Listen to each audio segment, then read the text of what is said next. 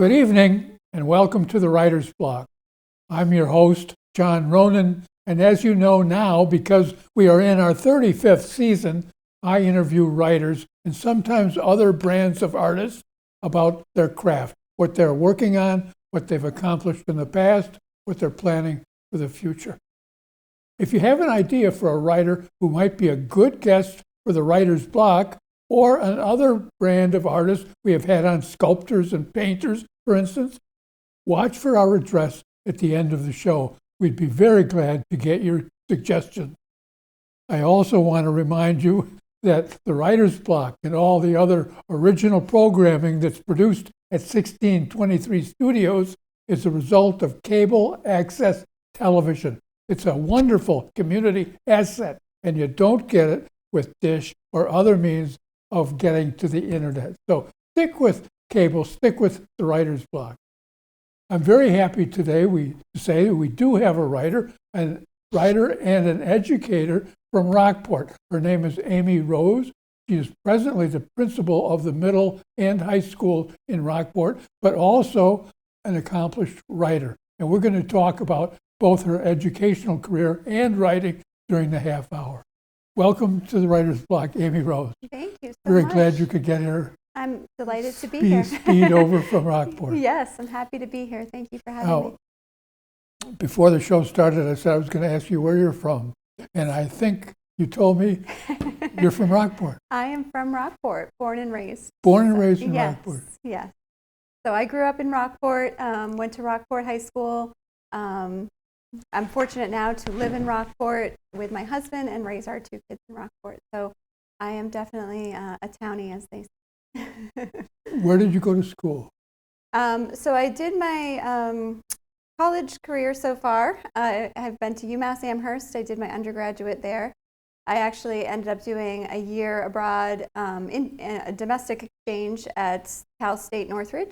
And then I did my graduate degree at Salem State. And now I'm currently working on my doctorate degree at UMass Lowell. In education? In education, instructional leadership, yes. Where did you say you had a year abroad? I did a domestic exchange to Cal domestic State. Exchange. Yes, I to missed Cal the State domestic. Northridge. Yes, So you went to the other coast. Yes, for a year. It was a good experience, but I'm happy to be back. Good. Yeah, yeah. That's an interesting background, and I'm curious if you were inspired to stay in Rockport and stay in education by teachers or administrators that you had when you were in school there. Rockport is a really special place. It's actually been the inspiration for my writing career and for really my educational career. I always say when I've told the story before, I never left high school thinking I wanted to get into education. I actually left high school and wanted to be in communications. I wanted to be in marketing.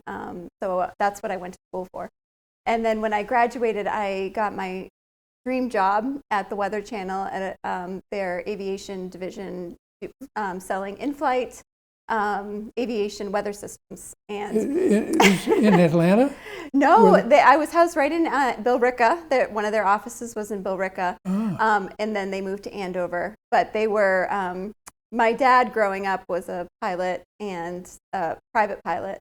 And so when I went to go work for the Weather Channel and their aviation systems, it was like I hit it big, which I really enjoyed. It was great, but my love for Rockport really brought me back here and got me back into the schools. And so I talk a lot about that in my book, how Rockport, the community itself, brought me back and really got me. Well, I'm glad you came back. Thank you. You went to school in Rockport, so you know that how important the principal is. Yeah. And now you're I really know. Now you're the principal. Yes. Of both of the combined school. Yes, which is a fairly recent.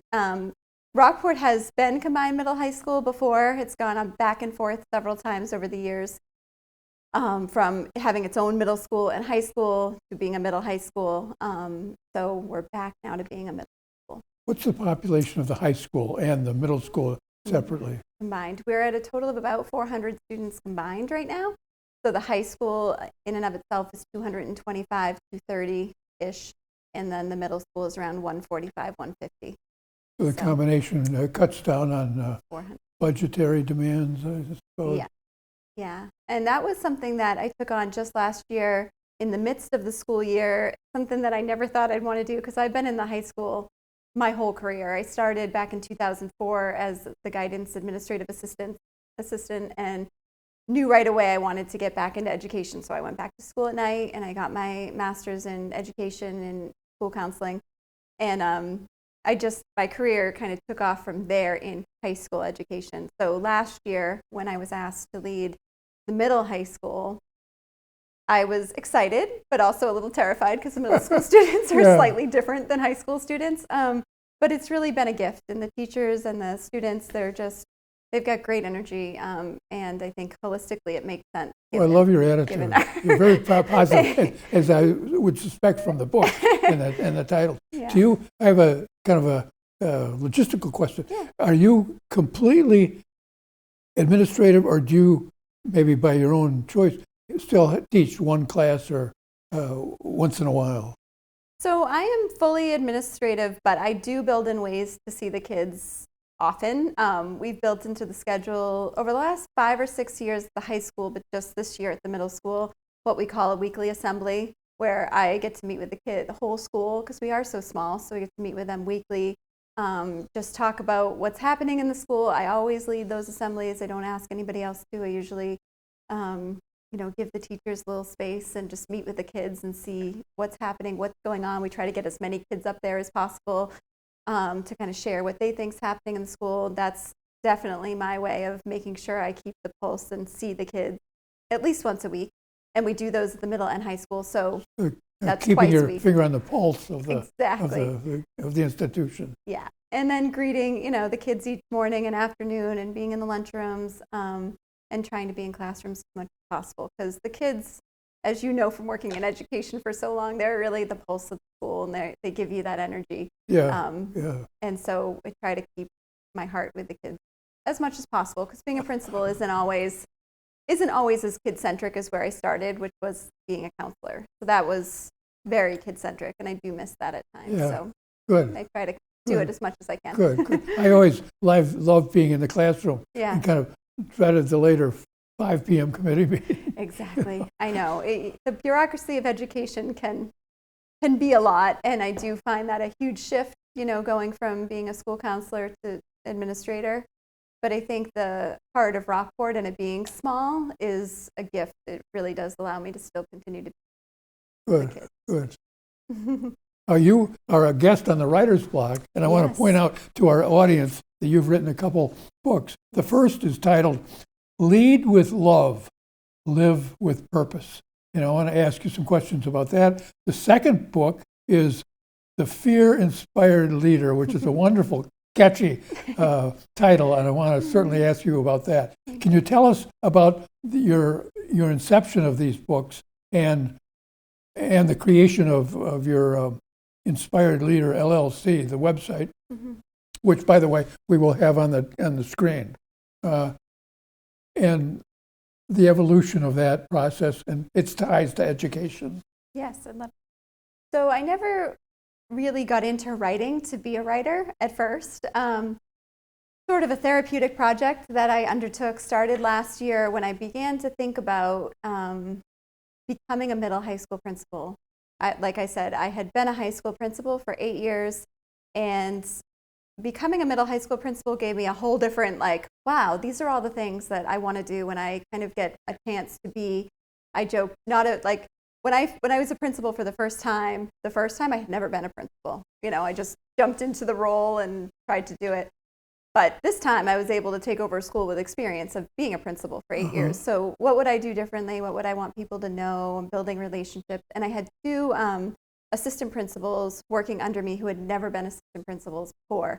So we started having a lot of discussions about what it's like to be a principal, what they need to know, how we build vision, how we build trust, how we build connection, how we build a community. And so I started, anybody who knows me knows I'm a morning person. After 8 o'clock, I don't function well, but at 4 in the morning, I'm at my best.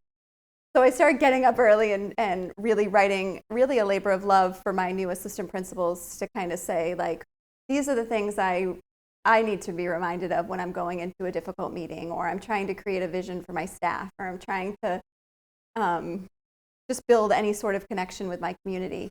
And so when I started, saying this to my principals, my assistant principals, they'd be like, you got to write a book. Like, you have so many things. And I said, well, it's really not me. It's the people who have helped me over the years. And I've had so many amazing mentors, both personally and professionally, who have touched my life. And so I did. I started writing like, one day they're not going to be here. And I think they should know that they still influence my inspired journey, like even now. So I began writing, and there's a lot of stories in my books about leaders that I've worked with, leaders from all levels. I mean, leader could be somebody who works in the cafeteria, custodian, a principal, a counselor, a teacher, really just people who have influenced me. And then also personally, my family has been a huge influence on where I've become. So I started just jotting down my writing that way. And then I got to a point where I had so much written down, I thought, well, I should publish it, because at least I'd want my kids to know someday, like what the school has meant to me and what the people in my life have meant to me. And you have two children who are in the Rockport schools. Yes, one is in 7th grade and one is in 10th grade or 9th grade. So they're both in the schools. They have, that's a blessing and a curse, mostly a blessing, but they have to put up with seeing me all the time. So, I wanted them to know how much heart, and I know they do know that, but I think, I believe we all leave a legacy for the people we leave behind, and I want them to know how much I love them, but also how much family that they've never met, my grandparents who they haven't met, my parents who are their grandparents and are luckily in their lives, have meant to me and pushed me to be who I am. So tried to capture that all in one book. 2 books, actually. Well, it's 2 titles. 2 titles. So, yes. By the 2 books, do you mean the 2 titles to the first book? Or do you mean that and the Fear book? So there's 2 books, and the Lead with Love, Live with Purpose is more about what I was just talking about. It's more the stories of the people in our lives and my philosophy on leadership and what got me to where I am today. The Fear-Inspired Leader was actually more of... that really came from navigating a lot of difficult conversations. As you can imagine, in school systems, there are difficult conversations happening every day. And me having conversations with my assistant principals about facing people's fears, the fears that they have, and finding the beauty, like the inspiration behind them. Because if you can get to the heart of that, there's some crazy connections that can happen. But in reference to that book, The Fear-Inspired Leader, there's a wonderful catchphrase on your website: fear is a gift. Yeah. I love that line, and I want to talk about that later in the show, but that jumped out to me when I saw that. Yeah. Very, very, very good line. So you started writing down the advice you shared with your assistant principals, and that became Lead with Love, Live with Purpose. Yeah. When did you first get the idea that you really wanted to do a book? And how long was that to where you had the book in your hand? So I've been told my process was fairly quick compared to some writers, and I think it's just because I kind of got my mind set on something and I wanted a product to share with my principals, but also my kids. So I started writing back in the fall of last year. It was probably September, October. Right in October, I was asked to lead both schools earlier than expected in December versus the next school year. So this is October 23. 23, yeah. So at that time, I did self-publish and do most of it all myself. I did hire an editing company to look through my stuff and help me edit and make it, more user-friendly and readable. So at one point, I got to the point where I said, well, I think I'm mostly done with this. I'm going to send it to the editing company and see what they can do for me and help me out. And that kind of led to a slight obsession in terms of, now I want to get it done. I want to get it to a place where I can share it with people. I want people in my life to know how much they mean to me. And I have parents who are, knock on wood, healthy, but aging, and we talk a lot about. It happens. I wanted them to be able to make sure they knew what I had done and what they had done for me meant to me, because where I grew up we didn't have, I mean, I was the first one in my family to go to college, let alone go on to get a master's or a doctorate degree. So, you know, they've really pushed me to want to be and do more, and I just wanted them to know that. Good. So that process, I had this first book published by January, or maybe February, early February was when it actually Of 24. Of 24. Yeah. Were the editors that you went to effective? Was that worth it? They were great. Yeah. Yeah, they were great. I went through, you know, a company called Elite Authors, and they are all online. I sent everything online, but they were very responsive. They got back to me compared to what most things cost, very reasonable, and really helped me. And then I actually published the book on Amazon, which allowed me to. Oh, you did? Yeah. How was that experience? So it was good because the company that I worked with did it for me. They just went on and it's weird. I never thought I would share my story on Amazon. It's not really why I wrote it. I wrote it to just give to the people that I love. But they're the easiest way to self-publish without having to pay, you know, a ton of money. They have free self-publishing. So the Elite Authors who did the editing had a service that they would upload everything on Amazon and keep I have all the rights to the book and everything, but they helped me with that. So it was a lot more of a process than I thought when I got into it, but once I started, then I couldn't give up. I was like, nope, now I have to do it. So that's interesting. That really was fast. The fall of 23, yeah. And you had the book by the spring of 24. Yeah. I had two of them because I started writing. The Fear Inspired Leader came out a month later. It came out in March. So I started writing them sort of simultaneously because even though they were different topics, they had similar feeling and vibe around the heart and connection of a community and of people. Uh-huh. Different messages I was trying to convey to different people, but therapeutic all at the same time. Therapeutic, yeah. Yes. Yeah. Wonderful, positive attitude. Yeah. I guess it helps to get up at 4 in. Huh? Yes, it's the only way. Do you actually get up at 4? I do, yeah. Yeah. I often do too, sometimes intentionally, sometimes not. It's the only time that I can really get 2 hours of my day to think. I've talked to other writers other people who have families, and they're right. They have to be up at 3, 4, 5 to get 2 or 3 hours of quiet time. Yeah, because I have kids, and obviously we all leave to go to school by 6:30, 6:45 in the morning. So, and then once the day gets going, your head can often get in a different place. So it's nice to get up and start the day and remember why we're doing the things that we're doing. Really helpful. In the on the website, you talk about the books as you have just right now, and there are personal leadership stories in there. I wonder if you can share one of them with us. So there's so many leaders. Like I said, leadership has been a gift that I have fallen into. I never set out to be a principal. I've been inspired by a lot of leaders in my life, which I've highlighted many in the book. You know, the different lessons that they taught me have all kind of evolved to I think make me the leader that I am. One of the stories that I love that pretty much got me the job as a guidance secretary back in 2004. I quickly told you that I had started at the Weather Channel. I was doing that. I had graduated with a degree in communications and marketing from UMass Amherst.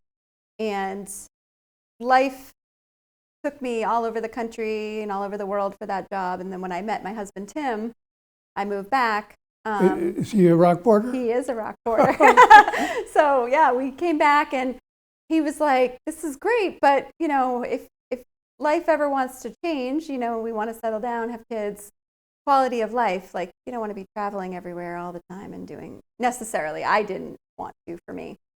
So I went and I interviewed for a job at the high school as a administrative assistant, which was interesting because I had my 4-year college degree and I didn't necessarily know if that job would be for me long term.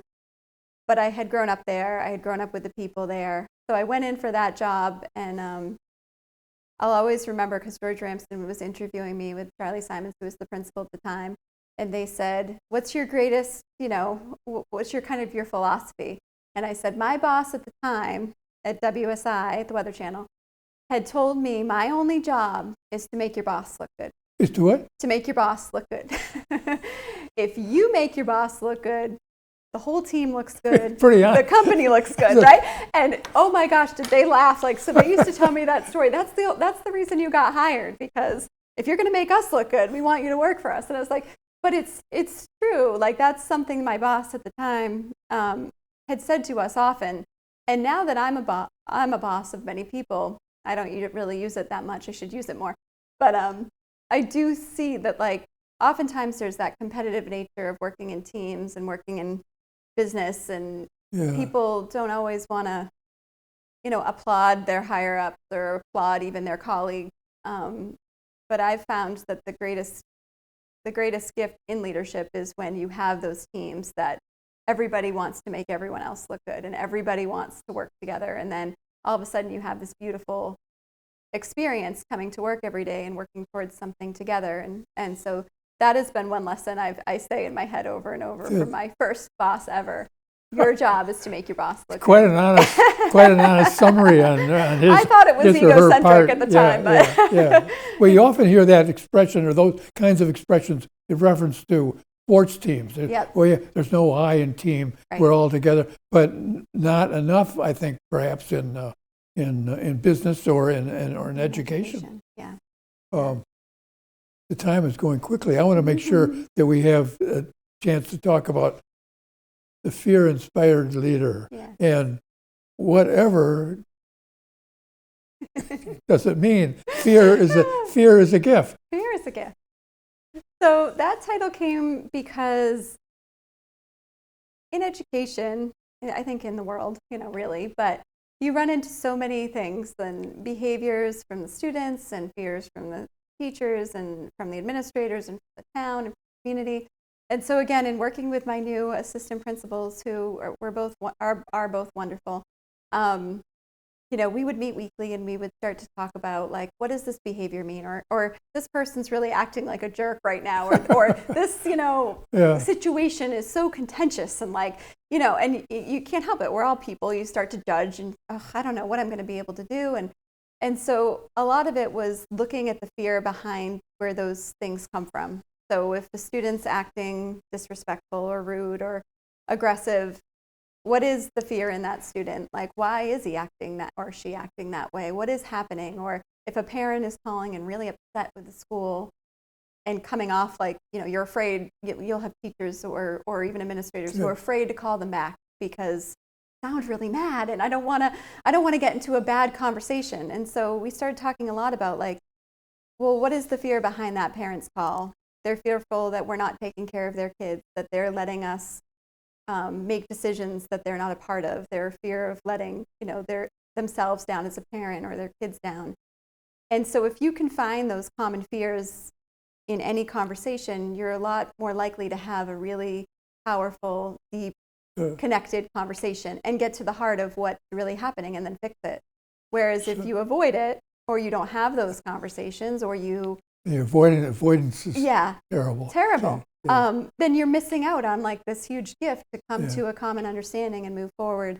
And I think we do that a lot, just because there's it's fear. A wonderful take on that. Yeah. And I noticed when you would talk about these stories, because you were in education, you're referring to other administrators in schools and students and parents of students.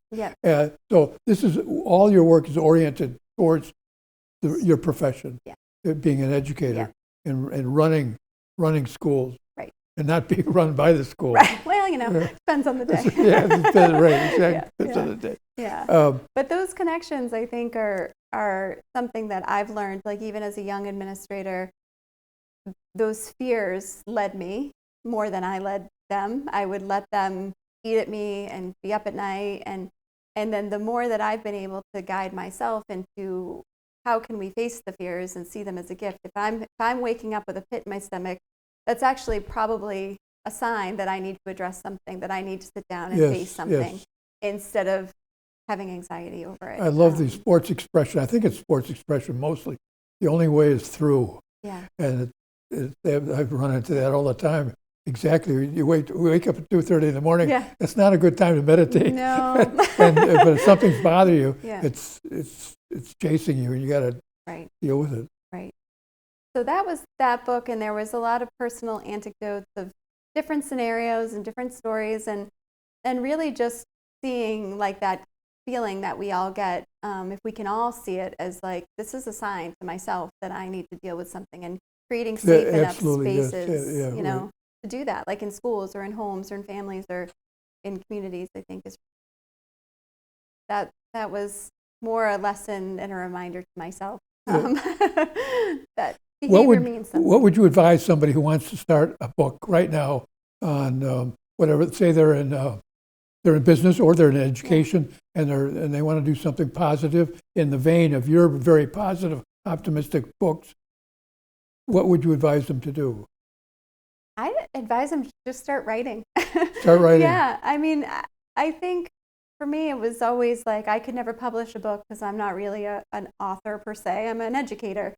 But once I started writing, I had so many ideas that flowed into other ideas. And when I took the pressure off of, it doesn't have to look like a book right away. It can look like a journal, and then you can make it into a book. I think it's just so important to get our ideas down and our thoughts out there and share them with the world. And then I would highly recommend, if you're working on a budget like I was, and you're not really looking to, spend thousands and thousands of dollars on publishing a book, is just working with an editing company to help you polish it and format it and make it what you want it.